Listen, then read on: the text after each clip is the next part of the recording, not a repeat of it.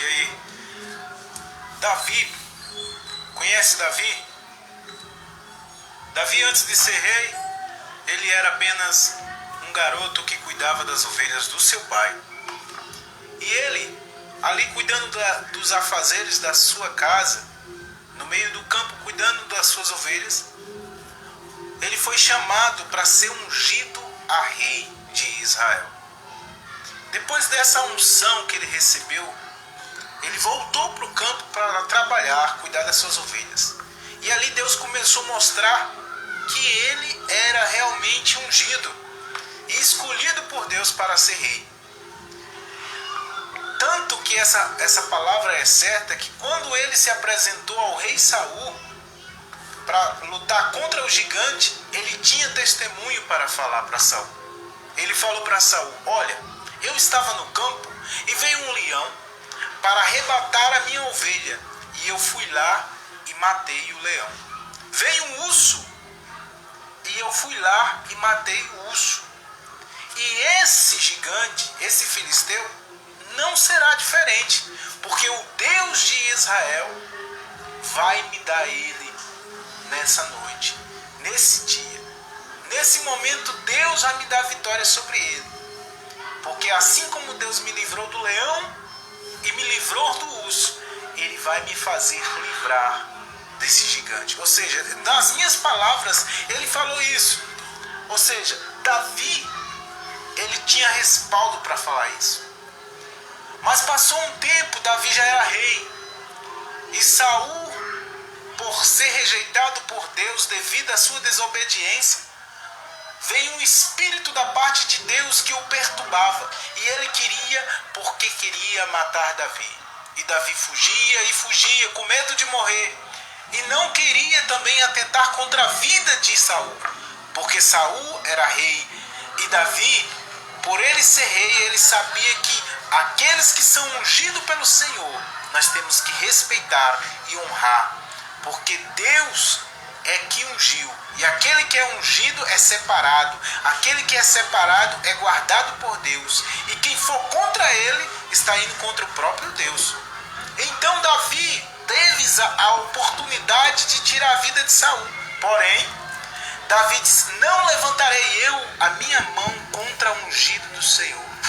Ou seja, Davi sabia que quando ele fizesse isso, ele estava fazendo algo contra ele mesmo, porque ele também era ungido do Senhor. Ele reconhecia a unção que Deus tinha e a diferença entre aquele que é ungido e aquele que não é ungido, aquele que é separado e aquele que não é separado. Tanto que Davi era um homem de guerra. Davi matou não sei quantos filisteus, não sei quantos nas guerras. Deus entregou na mão de Davi, Davi matou. E não matou pelo apenas querer matar, matou para poder livrar o seu povo, Israel, e para manter o seu reino. Porque na época que Davi vivia, era olho por olho e dente por dente, ou seja, havia essa lei de Moisés, aonde não tinha misericórdia. A misericórdia era dada por aqueles que tinham o Deus de Israel na vida, e esse entregava a misericórdia, ou seja, dava oportunidade para aquelas pessoas que eles olhavam e sentir de Deus perdoar o erro daquelas pessoas. Mas o que eu quero falar para você nesse momento, teve um período que Davi estava aflito, angustiado, e ele estava fugindo não mais de Saul, ele estava fugindo do seu filho. O seu filho disse que não descansaria enquanto não matasse o seu pai. E Davi fugia, porque Davi não queria atentar contra a vida do seu filho. E ele fugia, e já de idade, ele fugia do seu filho. Aí, num certo momento, ele também disse assim: da onde virá o meu socorro? Ele disse: olharei para os montes, de onde virão os meus socorros? Aí ele lembrou: o meu socorro vem do Senhor que fez os céus e a terra. Se Deus fez os céus e a terra, tem alguma coisa demasiadamente grande para esse Deus ou impossível? Não, porque Davi já sabia o que Deus tinha feito por ele. E outra coisa, Davi sabia que Deus fez os céus e a terra. Então, se Deus fez os céus e a terra, tem alguma coisa que ele não possa fazer? Então muitas das vezes você está nessa situação.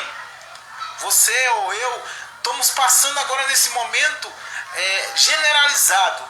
Toda a humanidade estamos passando por um período de medo, de aflição. Porém, a nossa confiança tem que ser no Deus de Israel, no Deus vivo, o Deus de Davi. O Deus que Davi disse: olharei para os montes, de onde virá o meu socorro? O meu socorro vem do Senhor. Por que os montes? Porque nos montes tem as colinas, tem os momentos, os lugares para você se esconder. Mas o socorro dele virá do Senhor, que fez os céus e a terra. Então a sua esperança, a sua alma tem que clamar isso. Confiar no Deus de Israel. Amém? Então deixar essa palavra aí de fé para o seu coração, para a sua alma. E a sua alma glorifique a Deus. Tem muitas coisas aí acontecendo. Não é só esse vírus. Tem violência entre casais. Tem tanta violência, pessoas sequestrando, roubando, fazendo muita coisa errada. Ou seja, não há só um vírus. Tem pessoas morrendo de câncer, tem pessoas morrendo com outros problemas. Mas a nossa esperança tem que estar no Senhor. Quando você estiver aflito, a sua esperança tem que estar no Senhor. E Ele vai corresponder. Ele vai corresponder à sua gana, à sua vontade, à sua necessidade. Porque Ele é fiel, amém? Ele é o Deus de Israel. Então, se refugia nele. Não se refugie em outro Deus, ou em outra divindade, ou em uma pessoa. Mas se refugie, espere no Senhor. Porque Davi era rei. Ele poderia fazer tudo para poder destruir o seu filho, matar Saul. Mas a confiança e a esperança dele estava no Deus que fez ele rei, que livrou ele da boca do urso, que livrou ele da boca do leão, que livrou ele da espada do gigante. O Deus vivo, o Deus todo-poderoso. Então essa é a sua oportunidade. Não perca a esperança. Esse momento que nós estamos vivendo não é fácil, mas a nossa esperança tem que estar naquele que pode nos ajudar. Esse realmente você pode confiar, pode apostar todas as suas fichas, como dizia antigamente um ditado, que aí você não vai perder. Amém? Que Deus nos abençoe e que ore, tire um momento para orar, para falar com Deus, tire um momento para você conversar com Deus. Talvez você possa até falar assim, mas eu nem sei orar. Claro que você sabe orar. Orar é expressar a sua necessidade. Orar é você falar aquilo que você está precisando para Deus. E na Bíblia mesmo ensina que diz que nós temos que entrar no nosso quarto, fechar a nossa porta e falar com Deus, que Ele nos escuta. E é isso que é a oração. E toda oração que você fizer, faça no nome de Jesus. Porque Jesus disse assim, tudo que eu tenho foi meu Pai que me deu. E tudo que vocês pedirem no meu nome, o Pai responderá. Para que o Pai seja glorificado no Filho. Ou seja, nós só podemos receber alguma coisa de Deus através do nome de Jesus. Porque não tem nenhum que na terra que recebeu alguma coisa se não foi através do Filho. Porque o Pai só é glorificado através do Filho. Porque foi o Filho que veio na terra e morreu, e ao terceiro dia o Pai o ressuscitou, para que Ele nos desse acesso. Ou seja, o Filho veio para nos reconciliar com Deus.